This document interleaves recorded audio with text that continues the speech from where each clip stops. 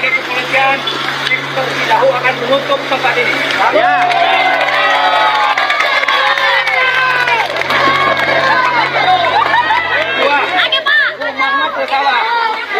Kedua, rumah nggak salah, tapi digunakan hal-hal agama yang di luar kita.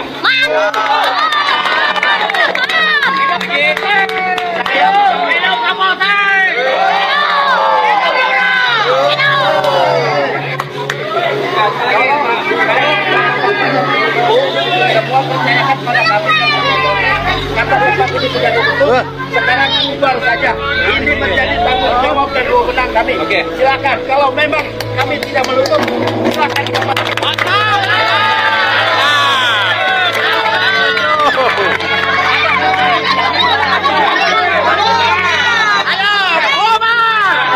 Silakan bubar. Siapa yang bilang interrogan? Tapi nyatanya kayak gini. Anda sudah mengatakan tidak ada satupun di sini keluar dari agama kami. Sekarang Anda kembali ini. Alamak malunya. Tapi pertanyaannya, kalau korban tidak dapat restorasi apa-apa, lantas apa yang kita sebut keadilan?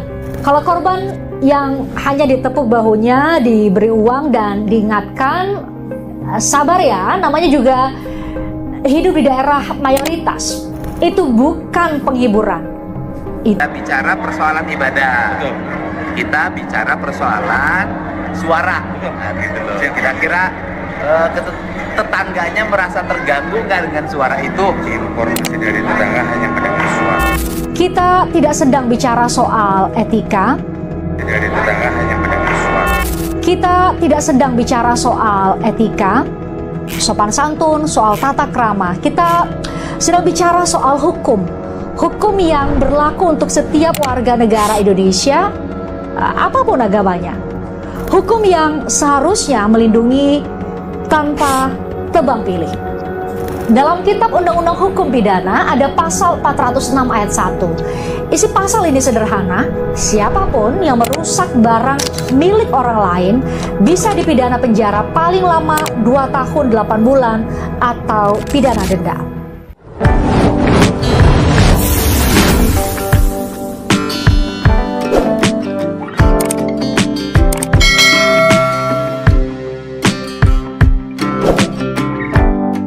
Halo, Sobat Mas Gito. Di balik panasnya konflik dan keributan di Cidahu, akhirnya terbongkar sebuah fakta mengejutkan. Kenapa kepala desa dan kapolsek justru datang belakangan ke lokasi?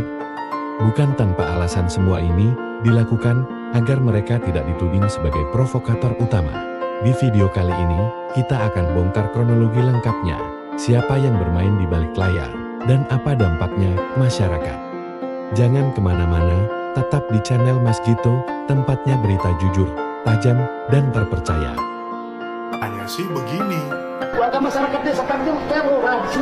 Bukan intoleransi. Siapa yang bilang intoleransi? Tapi nyatanya kayak gini. Anda sudah mengatakan tidak ada satupun di sini keluar dari agama kami. Sekarang Anda kembali ini. Alamak malunya. Desa kami terorasi. Bukan intoleransi. Siapa yang bilang intoleransi? Biasanya kalau orang minta tolong tangannya di bawah bukan di atas. Ini udah minta tolong tapi masih merasa dirinya benar dan merasa warganya itu toleransi, bukan intoleransi. Jadi peristiwa yang kemarin itu toleransi. Jadi kita lanjut video selanjutnya sob. Jadi ini ada kepala desa. Kita nggak perlu sebutlah ini kepala desa. Daerah mana atau kampungnya di mana atau tempatnya di mana. Jadi kepala desa ini menyebut kepala desa Cidahu ini dungu sob. Mungkin kalau dikatain dungu mungkin cocoknya sob. Dungu dan pembohong. Jadi kita tonton dulu aja guys videonya sob. Ini dia videonya. Rukun damai kembali untuk membangun desa, Pak.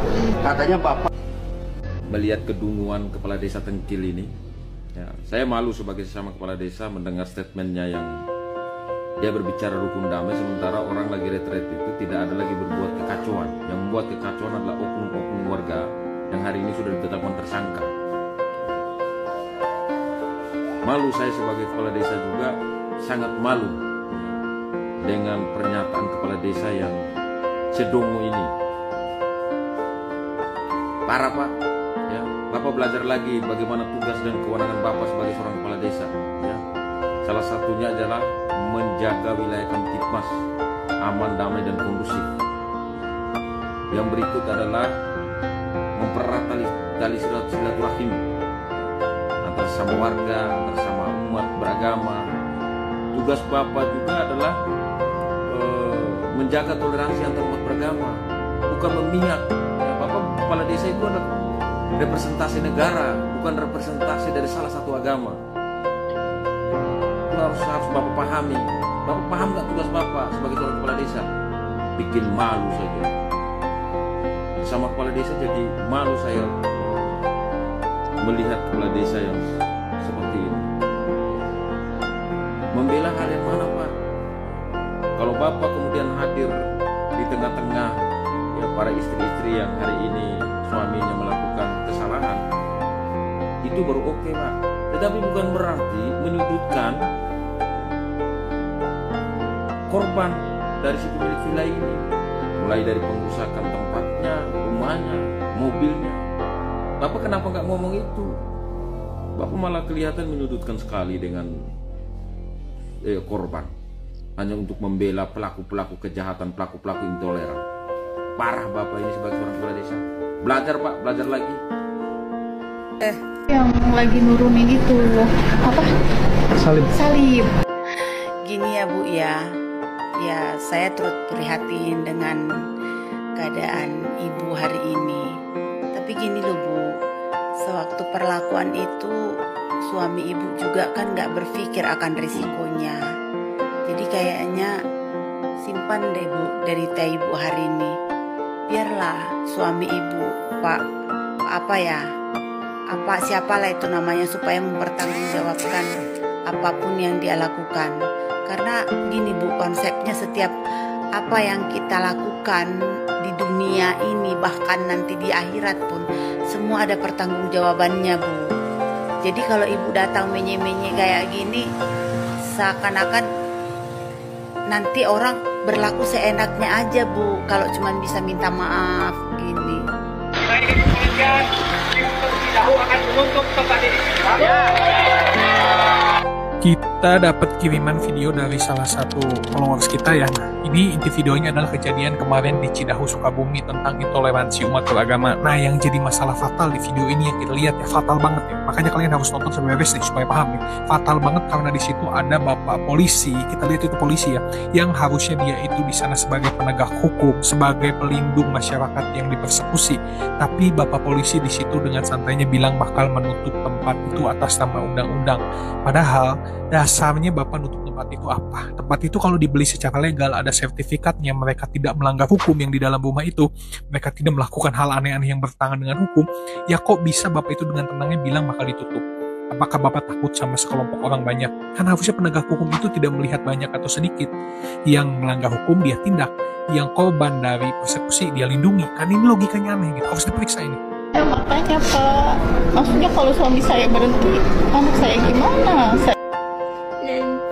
Nasib saya gimana Pak? Nasib anak saya gimana Pak? Urusan gitu aja loh. Masa-masa muka sedih, masa-masa muka melas. Terus anak-anak gimana yang trauma itu Bu? Gimana? Anak-anak pada trauma, ibu-ibu kemarin ada yang pingsan gara-gara kelakuan suami-suami lu pada yang rusakin pas retreat. Orang ibadah coy, ibadah loh, bukan lagi ngelakuin yang anarkis di situ. Ibadah, lu tau ibadah nggak? Hah? Sekarang kayak tolongin Pak, tolongin keluarin suami saya dari penyakit. Najis. Tobat lu pada. Makanya mikir dulu pakai otak sebelum bertindak. Setan.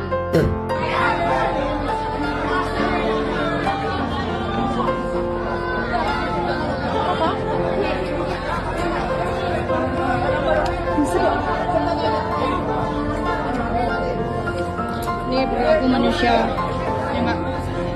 Lihat guys.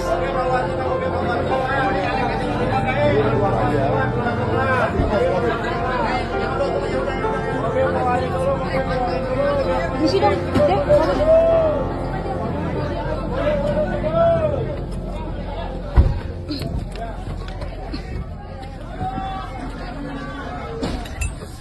Nih guys, Lihat ini.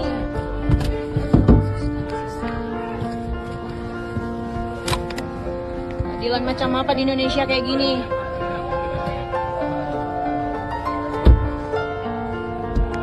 Lihat masyarakat Indonesia.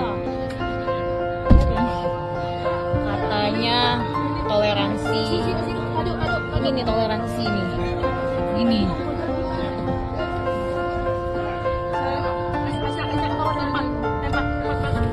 Biar Tuhan Yesus yang balas.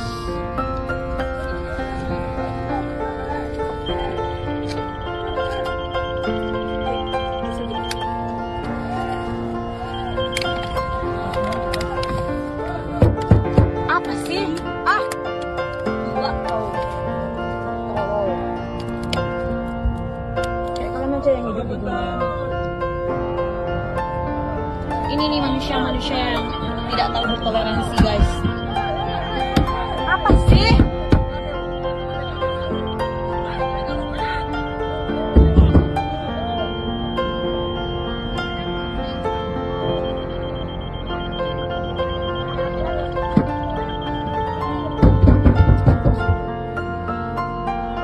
Gila. Apa sih? Ini nih muka-muka bahagia ini, guys. Ini orang Islam semua sini. Lihat. Lihat. Bodat kau, bodat.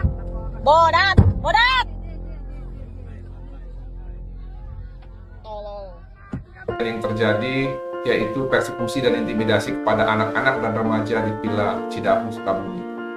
Baru saja ya, kurang lebih beberapa menit yang lalu, saya mendapatkan kiriman sebuah link dan juga video yang dikirimkan oleh adik saya ya, Radit Cidahu, yang berisi kejadian yang terekam dalam video pasca intimidasi dan persekusi kepada anak-anak dan remaja yang terjadi di properti pribadi milik Pak Weli ya, di Cidahu.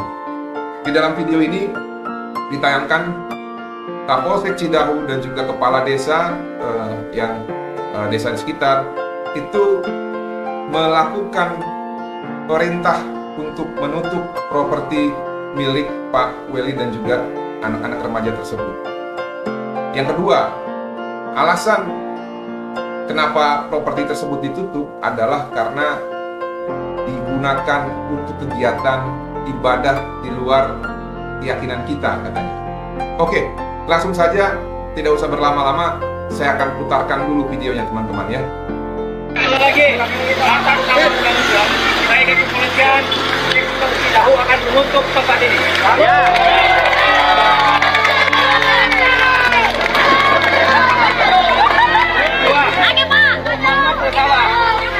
Kedua, rumah nggak salah, tapi digunakan hal-hal agama yang di luar kita.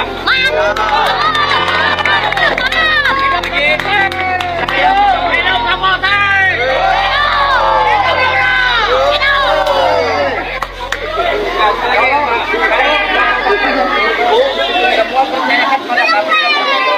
Kata tempat ini sudah ditutup, sekarang bubar saja. Ini menjadi tanggung jawab dan wewenang kami. Silakan, kalau memang kami tidak menutup, silakan kembali.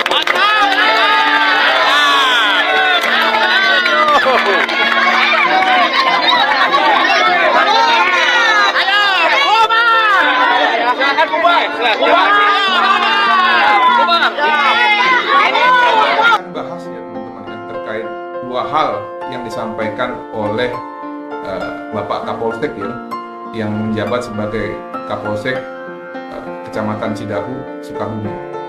Yang pertama ya, yang terhormat Bapak Kapolsek, Anda menyampaikan bahwa atas nama undang-undang saya dari Polsek Cidahu akan menutup tempat ini ya. Saya ini baca undang-undang berkali-kali Pak, undang-undang kepolisian ya. Karena pernyataan Bapak ini saya kaji-kaji lagi Pak. Undang-undang kepolisian maupun kitab undang-undang hukum acara pidana, saya tuh nggak menemu Pak dasar undang-undang yang Bapak gunakan untuk menutup properti pribadi ya, yang digunakan oleh anak-anak dan remaja untuk ibadah retreat ya, selama kurang lebih 3 hari. Karena mereka ini melanggar hukum apa Pak? Sampai rumah itu harus Bapak tutup atau Bapak sita gitu ya, sebagai ganti kata-katanya. Karena polisi itu tidak berhak Pak untuk menutup Pak.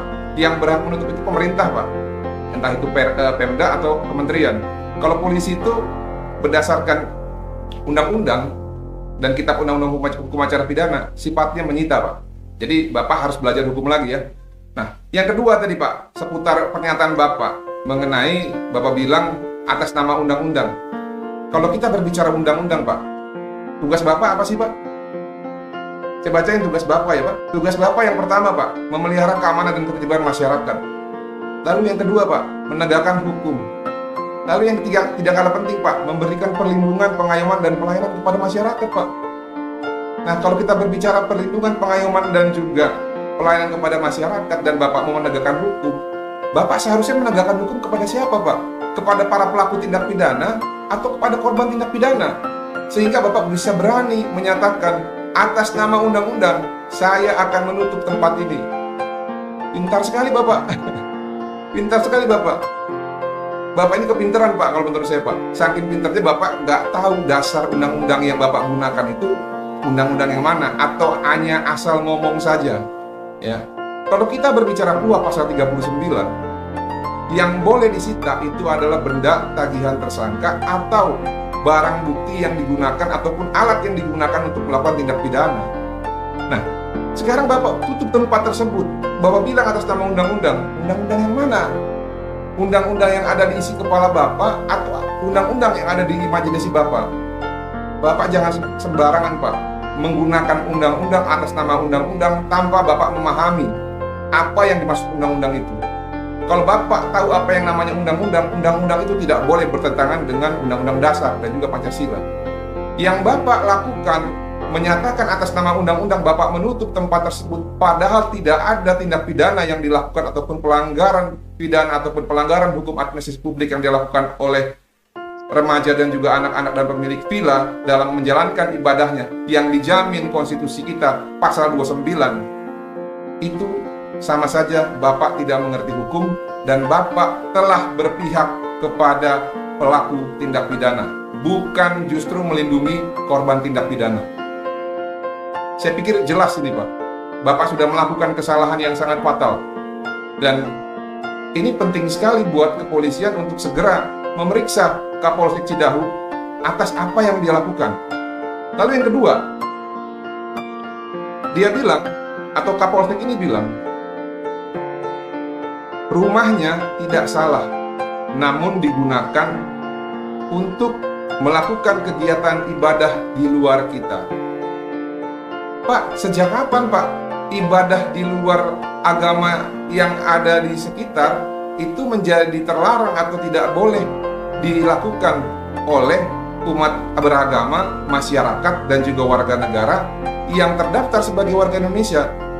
Kasih tahu Pak ke saya Pak, undang-undang yang mana Pak itu Pak yang memperbolehkan apa yang Bapak bilang itu?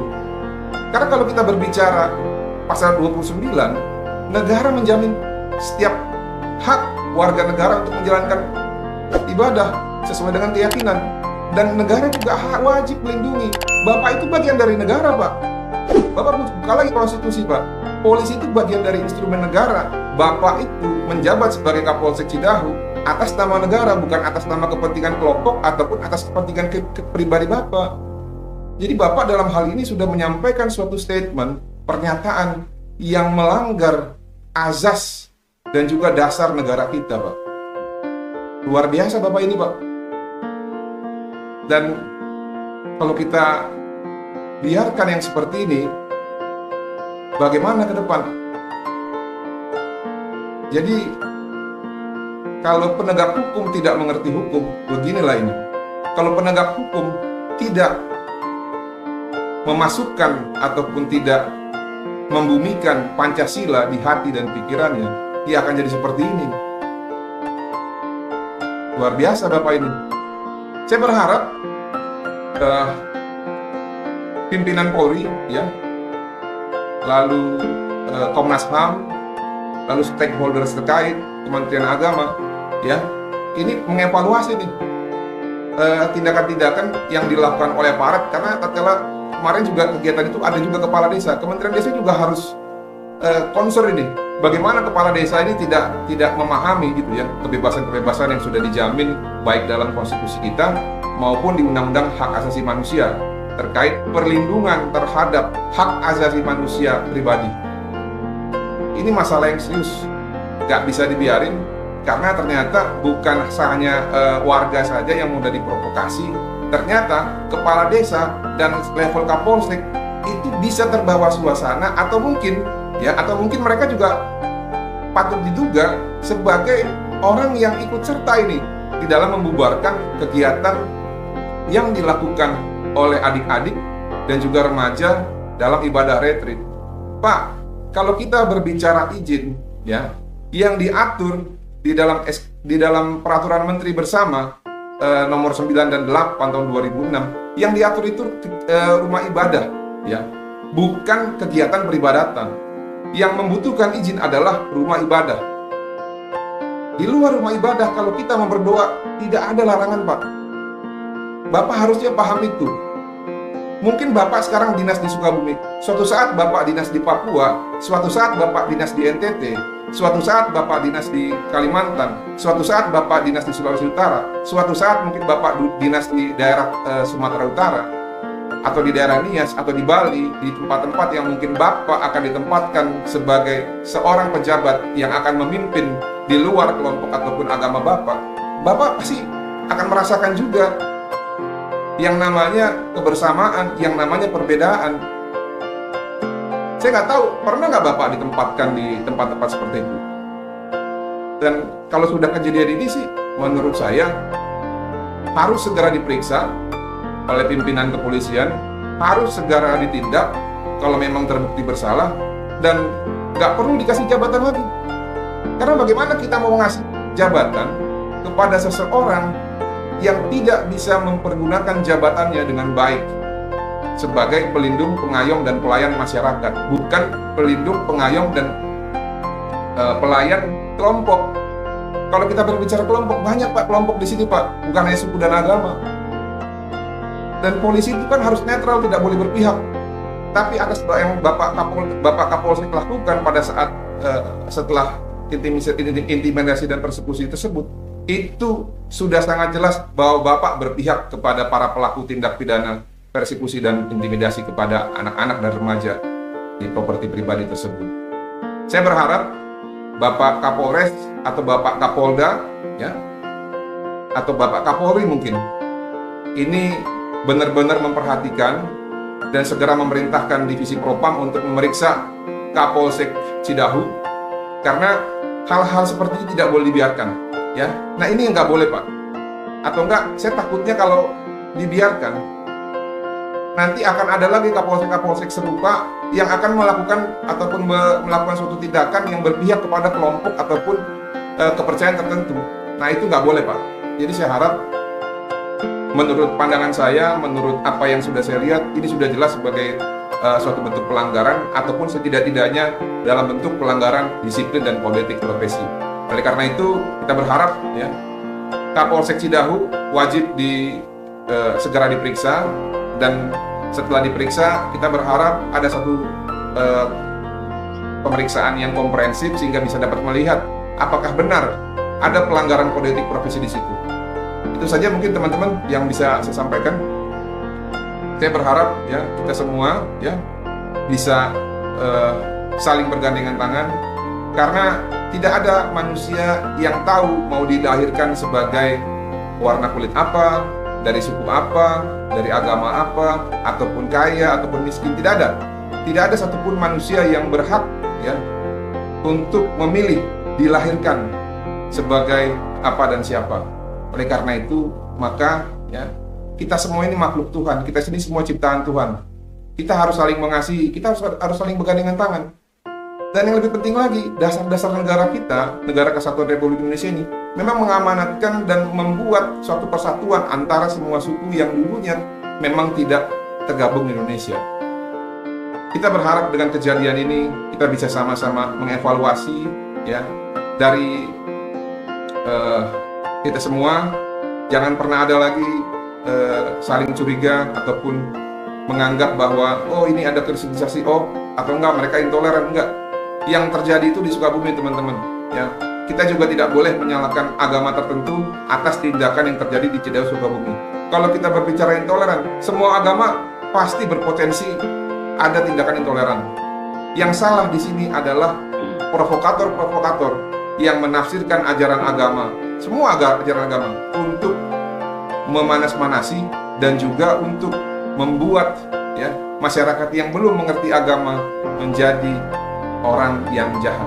Orang-orang ini yang seperti ini yang mesti kita lawan. Atau tanpa izin warga, tetapi pengusakan juga tidak boleh dilakukan. Polda Jawa Barat bilang proses hukum tetap berjalan. Gubernur Jawa Barat Deddy Mulyadi mengakui tindakan pembubaran retret pelajar Kristen di Sukabumi adalah tindak pidana. Tapi tak lama setelahnya, ia memberikan bantuan uang sebesar 100 juta rupiah. Pertanyaannya, untuk apa? Untuk memulihkan properti atau memuluskan citra? Lalu ada staf khusus Menteri HAM yang sempat mengajukan penangguhan penahanan terhadap 7 tersangka. Katanya ini cuma salah paham. Lantas ia bilang, kita coba deh restoratif justice. Belakangan Menteri HAM Natalius Pigai menganulir pernyataan staf khususnya tersebut. Ia menyatakan usul penangguhan penahanan dari stafnya tidak mewakili sikap resmi dari Kementerian HAM yang dipimpinnya. Tapi pertanyaannya, kalau korban tidak dapat restorasi apa-apa, lantas apa yang kita sebut keadilan? Kalau korban yang hanya ditepuk bahunya, diberi uang dan diingatkan, sabar ya, namanya juga hidup di daerah mayoritas.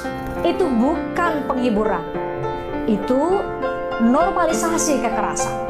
Ini yang berbahaya ketika negara yang seharusnya berdiri di tengah malah mulai mencari jalan tengah atas ketidakadilan yang terang benderang. Ketika hukum bukan lagi dipakai untuk melindungi yang lemah, tapi dipujaki untuk mengimbangi opini publik. Setara Institut mencatat, tahun 2024, Jawa Barat jadi provinsi paling tidak ramah bagi kebebasan beragama. Ada 38 kasus, lebih banyak dari Jawa Timur, Jakarta, bahkan Banten.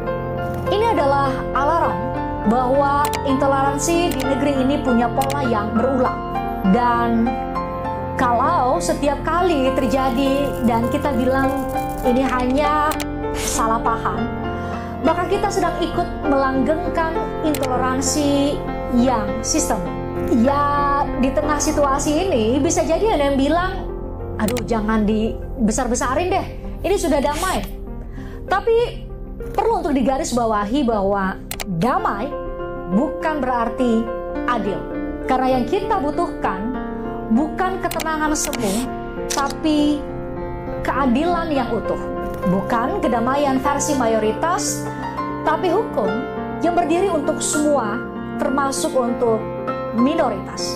Apa arti hukum kalau yang harus mengalah selalu mereka yang paling sedikit jumlahnya? Agar yang mayoritas bisa tetap nyaman, agar publik tetap tenang, agar citra tetap bersih. Minoritas tidak butuh dikasihani, tetapi butuh dilindungi. Jumat siang 27 Juni 2025, sebuah rumah di Kampung Tangkil, Sukabumi, Jawa Barat menjadi saksi apa yang biasa disebut pembinaan rohani. 36 remaja dari berbagai sekolah berkumpul, mereka bernyanyi, berdoa, dan berdiskusi. Tidak ada pengeras suara, tidak ada orasi politik, hanya rekat. Sebuah kegiatan yang ditujukan untuk merawat cinta kepada Tuhan dan pencarian makna hidup. Tapi ketenangan itu pun terusik. Sekelompok warga datang. Mereka tak membawa surat resmi, tak membawa izin apapun, tapi mereka paksa kegiatan itu dibubarkan. Kaca-kaca dirusak, gazebo dihancurkan, pagar dijebol, dan simbol salib dilempar, dipatahkan, diinjak. Apa kata mereka? Ini tanpa izin. Tapi Pertanyaannya, sejak kapan berdoa jadi sebuah kejahatan? Sejak kapan mencintai Tuhan harus melapor lebih dulu?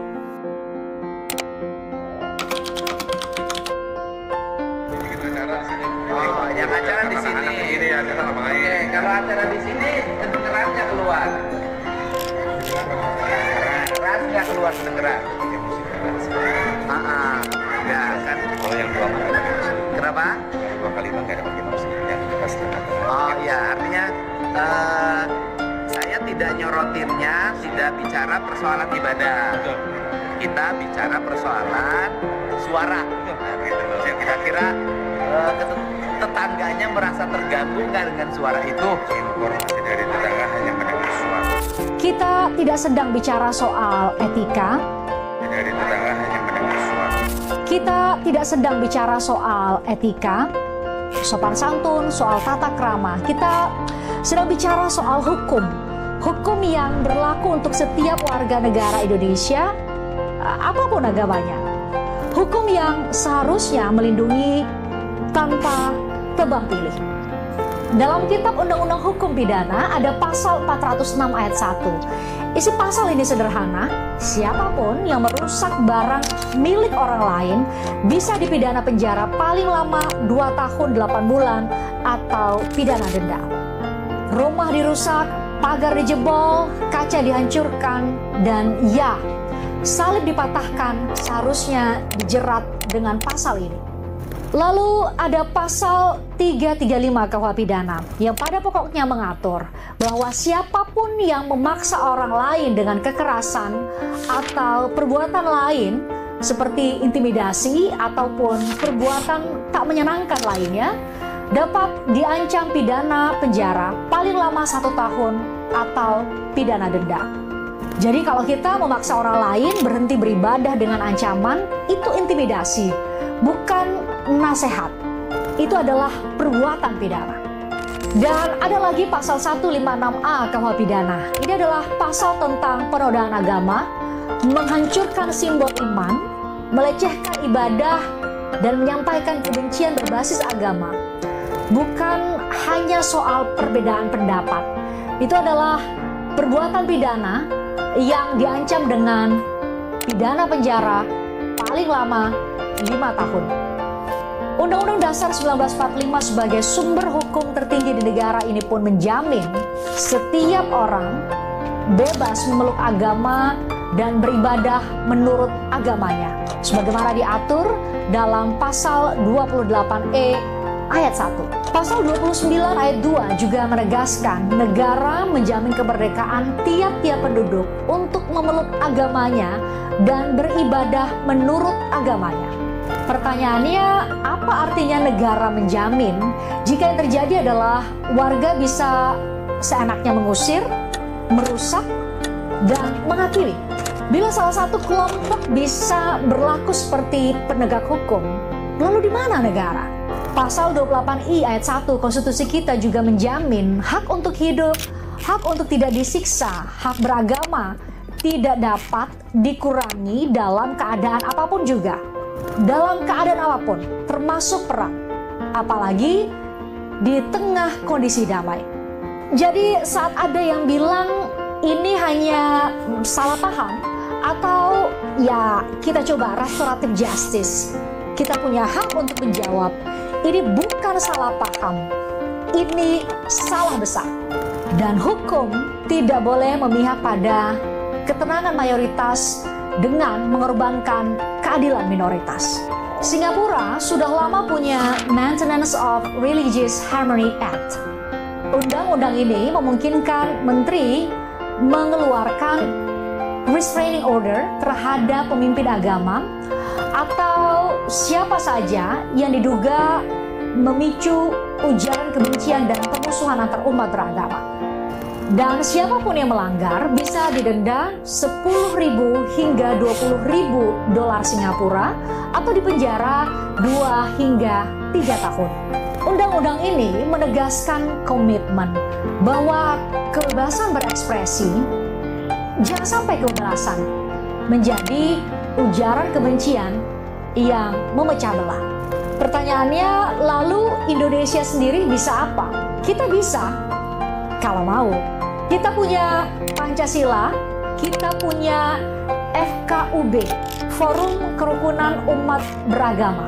Tapi tanpa kehendak politik dan pemimpin yang berani, semua itu hanya jadi simbol tanpa nilai karena gagal melindungi. Ini saatnya buat regulasi yang melindungi semua, bukan hanya yang mayoritas, bukan yang paling lantang bersuara, bukan yang paling kuat. Kita bersuara bukan karena kita Kristen, atau Muslim, atau Hindu, atau Buddha. Kita bersuara karena kita manusia. Dan sebagai manusia, kita punya kewajiban yang sama untuk tidak diam saat ada yang lemah dipersekusi. Hari ini yang dibubarkan adalah retret di Sukabumi, tapi besok bisa jadi majelismu, ibadahmu, bisa jadi iman yang kita rawat dalam setiap tarikan nafas kita.